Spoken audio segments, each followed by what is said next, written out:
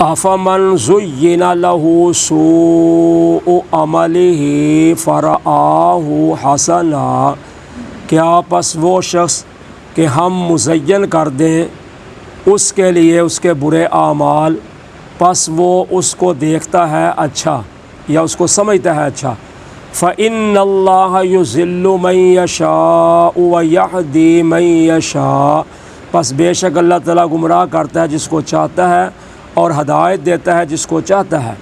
فلا تذہب نفسک علیہم حسرات، پس نہ چلی جائے آپ کی جان ان پر افسوس کرتے ہوئے، ان اللہ علیم بما یصنعون، بے شک اللہ تعالیٰ جاننے والے ہیں جو کچھ وہ کر رہے ہیں۔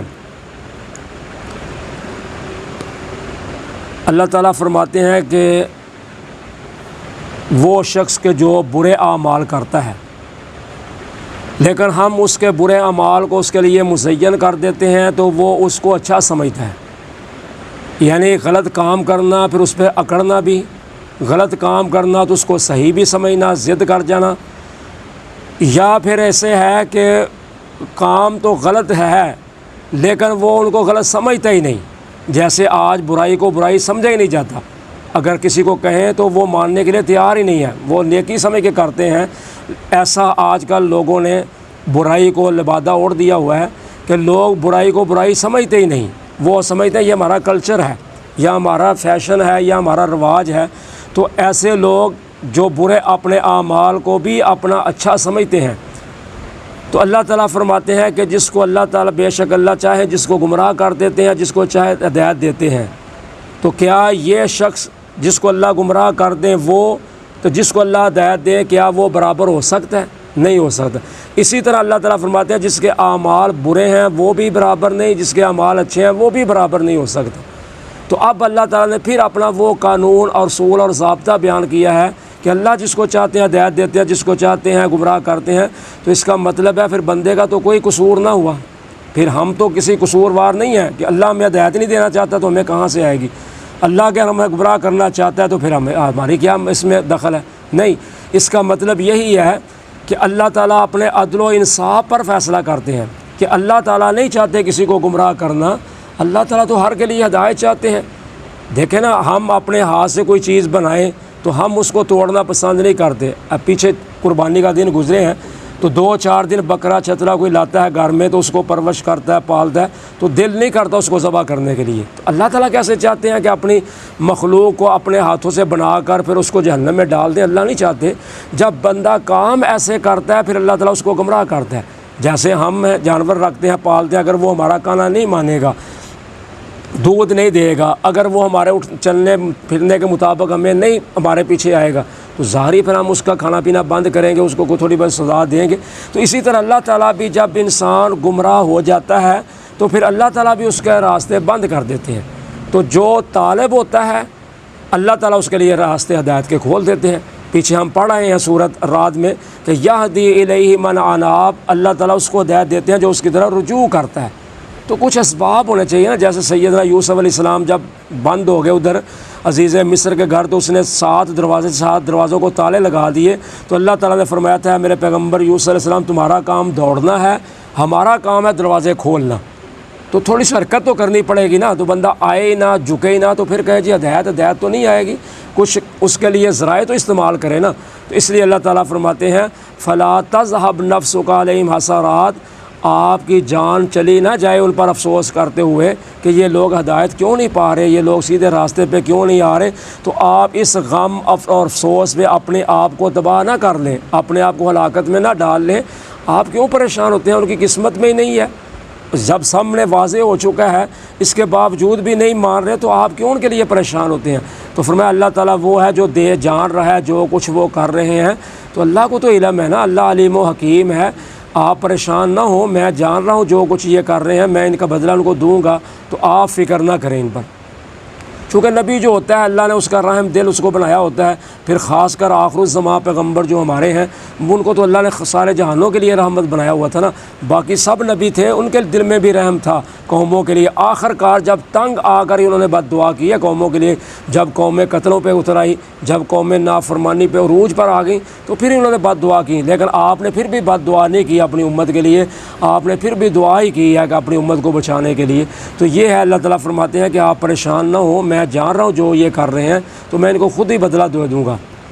واللہ الذی ارسل الریاح، اور اللہ کی ذات وہ ذات ہے جو بھیجتی ہے ہواؤں کو، یا وہ ذات ہے جو چلاتا ہے ہواؤں کو، فتثیر سحابا، پھر وہ اٹھاتی ہیں بادلوں کو، فسقناہ، پس ہم ان کو پلاتے ہیں اس کو، الی بلد میت، مردہ شہروں کی طرف، یعنی خشک زمین کی طرف، فَأَحْيَيْنَا بِهِ الْأَرْضَ بَعْدَ مَوْتِهَا، پس ہم زندہ کر دیتے ہیں اس کو اس کے مرنے کے بعد، بنجر ہو جانے کے بعد، كَذَلِكَ النُّشُورُ، اسی طرح ہی اٹھانا ہے۔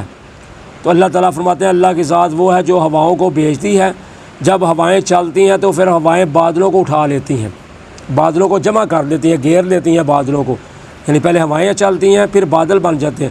تو اللہ تعالیٰ فرماتے ہیں پھر ہم بادلوں سے پانی برساتے ہیں مردہ شہروں کی طرف، مردہ شہروں سے مراد ہے خشک زمین کی طرف، پھر ہم اس بارش کے پانی کے ساتھ زندہ کرتے ہیں اس مردہ زمین کو، بنجر زمین کو۔ تو اللہ تعالیٰ فرماتے ہیں جیسے یہ ہم کام کرتے ہیں اسی طرح تم بھی اٹھائے جاؤ گے۔ جو کہتے تھے نا مر جائیں گے، مرنے کے بعد کیا ہوگا جی، یہ ہڈی دیکھو بسیدہ ہو گئی، مٹ جائیں گے، مٹی میں چلیں گے، اب کیسے زندہ ہوں گے؟ تو اللہ تعالیٰ فرماتے ہیں جیسے آسمان سے بارش آتی ہے، زمین سے نباتات انگوریاں نکل آتی ہیں، اسی طرح تم بھی قیامت کے دن اٹھائے جاؤ گے۔ تو صحیح بخاری اور مسلم میں حدیث ہے، نبی اکرم صلی اللہ علیہ وسلم فرماتے ہیں جب انسان کو دفن کیا جاتا ہے تو اس کا سارا جسم مٹی کھا جاتی ہے، صرف ایک ریڑھ کی ہڈی جو پیچھے کمر میں ہے وہ باقی صرف رہ جاتی ہے، تو اسی پر اللہ تعالیٰ پھر انسان کو دوبارہ کل قیامت والے دن اٹھائیں گے۔ تو ابو جہل بھی اسی طرح ایک ہڈی لے کر آ گیا تھا، تو آ کر کہنے لگا محمد صلی اللہ علیہ وسلم تو کہتا ہے کہ ہم دوبارہ اٹھائے جائیں گے، دیکھیں نا یہ تو ہڈی میں انگلیوں میں رکھ کر مسل رہا ہوں تو یہ مسالہ بن گئی ہے، تو اب کیسے تو اس کو اللہ زندہ کرے گا؟ تو پھر اللہ تعالیٰ نے سورہ یاسین کے آخر میں فرمایا قُلْ یُحْیِیہَا الَّذِی أَنشَأَهَا أَوَّلَ مَرَّةٍ، اس کو وہ ذات زندہ کرے گی جس نے اس کو پہلی بار بنایا تھا۔ پہلے ہڈی کس نے بنائی تھی؟ تو جب پہلے بار بنانا مشکل تھا، مٹیریل ہی نہیں تھا، تو اب اس وقت اللہ نے بنا لیا، اب تو پھر موجود ہے۔ تو اسی طرح انسان کو اپنا عقیدہ ایمان رکھنا چاہیے کہ جہاں بھی چلا جائے، وہ دریا میں چلا جائے، آگ میں جل جائے، وہ اس کو پرندے کھا جائیں، جانور کھا جائیں، جہاں مرضی چلا جائے، آخر کار ایک نہ ایک دن اس نے اٹھنا ہی اٹھنا ہے، اللہ نے اس کو اٹھانا ہی اٹھانا ہے۔ تو اس لیے انسان کو اپنا عقیدہ رکھنا چاہیے، تو جس کا یہ عقیدہ ہوگا وہ انشاءاللہ اعمال بھی پھر صحیح کرے گا، جس کا یہ عقیدہ ہی نہیں وہ اپنی من مانیاں کر رہے ہیں لوگ۔ من کان یرید العزت فللہ العزت جمیعا، جو کوئی چاہتا ہے عزت پس سب عزت اللہ کے لیے ہے۔ الیہ یصعد الکلم الطیب، اسی کی طرف چڑھتے ہیں پاکیزہ کلمے، پاکیزہ باتیں، والعمل الصالح یرفعہ، اور نیک اعمال اسی کی طرف بلند ہوتے ہیں۔ والذین یمکرون السیئات، اور وہ لوگ جو بری تدبیریں سوچتے ہیں، بری تدبیریں بناتے ہیں، لہم عذاب شدید، ان کے لیے سخت عذاب ہوگا۔ ومکر اولئک هو یبور، اور ان کی تدبیر وہی برباد ہونے والی ہے۔ تو اللہ تعالیٰ فرماتا ہے جو انسان عزت چاہتا ہے تو عزت اللہ کے پاس ہے، یعنی عزت ساری اللہ کی ہے۔ جو انسان عزت چاہتا ہے تو پھر اللہ کے ساتھ رابطہ کرے۔ اللہ کے ساتھ رابطے کا کیا مطلب ہے کہ اللہ تعالیٰ کے احکامات کو مانے، اللہ کی باتوں کو مانے تو انشاءاللہ عزت ملے گی۔ اگر اللہ کی باتیں نہیں مانے گا تو اس کو کوئی عزت نہیں ملے گی جہاں مرضی چلا جائے، کیونکہ اصل عزت تو اللہ کی ہے، اصل مالک تو اللہ ہے عزت کا۔ تو اس لیے فرمایا سب عزت اللہ کے پاس ہے، جو چاہتا ہے وہ اللہ کے ساتھ رابطہ کرے تو اس کا ذریعہ کیا ہے؟ الیہ یصعد الکلم الطیب، فرمایا اسی کی طرف چڑھتے ہیں پاکیزہ کلمے۔ تو پاکیزہ کلموں سے سب سے پہلے پاکیزہ کلمہ ہے لا الہ الا اللہ، جس میں شرک کی تردید ہے، توحید کا اثبات ہے، اور اس کے بعد دوسرے کلمے ہیں سبحان اللہ، الحمدللہ، لا الہ الا اللہ، اللہ اکبر وغیرہ تسبیحات ہیں۔ لیکن فرمایا وہ کب چلیں گے؟ جب ساتھ عمل صالح بھی ہوں گے، یعنی خالی قول کسی کام نہیں آئے گا جتنی دیر تک ساتھ فعل بھی نہیں ہوئے گا۔ یعنی کلمہ لا الہ الا اللہ بندہ پڑھ لے تو اس کا کوئی فائدہ نہیں، ہاں اس وقت فائدہ ہے کہ کلمہ لا الہ الا اللہ پڑھا تو فوت ہو جائے، پھر انشاءاللہ سیدھا جنت میں جائے گا۔ اگر لا الہ الا اللہ پڑھ لیا ہے، سبحان اللہ پڑھی جا رہا ہے، الحمدللہ پڑھی جا رہا ہے، اللہ اکبر پڑھی جا رہا ہے، تو عمل کرتا ہی نہیں، نماز پڑھتا ہی نہیں، روزہ رکھتا ہی نہیں، حج کرتا ہی نہیں، زکوٰۃ دیتا ہی نہیں، حقوق اللہ حقوق العباد ادا کرتا ہی نہیں، تو پھر اس کو کلمے کا کوئی فائدہ نہیں ہوگا۔ تو یہ ہے والعمل الصالح، کہ قول کے ساتھ فعل بھی ہونا چاہیے، اس کے عمل بھی ہونا چاہیے۔ تو فرمایا یرفعہ، وہ اس کی طرف بلند ہوتے ہیں۔ تو بلند ہونے کا مطلب کیا ہے کہ فرشتے لے کر اللہ کی طرف چڑھتے ہیں، وہ کلمے اللہ کے ہاں پیش کرتے ہیں نیک اعمال انسانوں کے، اس سے مراد یہ ہے۔